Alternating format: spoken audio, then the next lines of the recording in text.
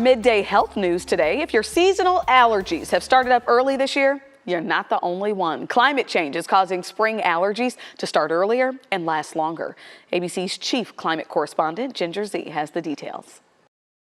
Leaves are sprouting, flowers blooming, but the sights and smells of spring these days are springing up earlier. This comes as no surprise for millions of Americans who suffer from allergies, many reaching for that daily medication days or even weeks earlier than they used to. We're seeing this already in pollen seasons across the US, that they're starting about 20 days earlier and they have about 20% more pollen in the air.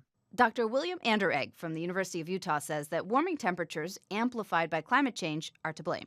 We've known for a long time, several decades, that when you turn up the temperatures and increase the CO2 levels around plants, they tend to grow bigger and produce more pollen. According to the federal government's fifth national climate assessment, human-amplified climate change has already caused some regions of the country to experience longer and more intense pollen seasons. Climate Central analyzed temperature data for 197 U.S. cities and found that the freeze-free season has extended by more than 2 weeks on average since 1970. The green circles indicating where that freeze-free period got longer. One of the most notable increases, Reno, Nevada, expanding 95 days longer over the past half-century. The longer you go without frost, the more time the plants have to flower and release pollen. Earlier and longer pollen seasons are something we need to prepare for. This is something that climate change is going to keep driving in coming years. And so preparing for that earlier start is a good way to try to minimize some of the health impacts we see.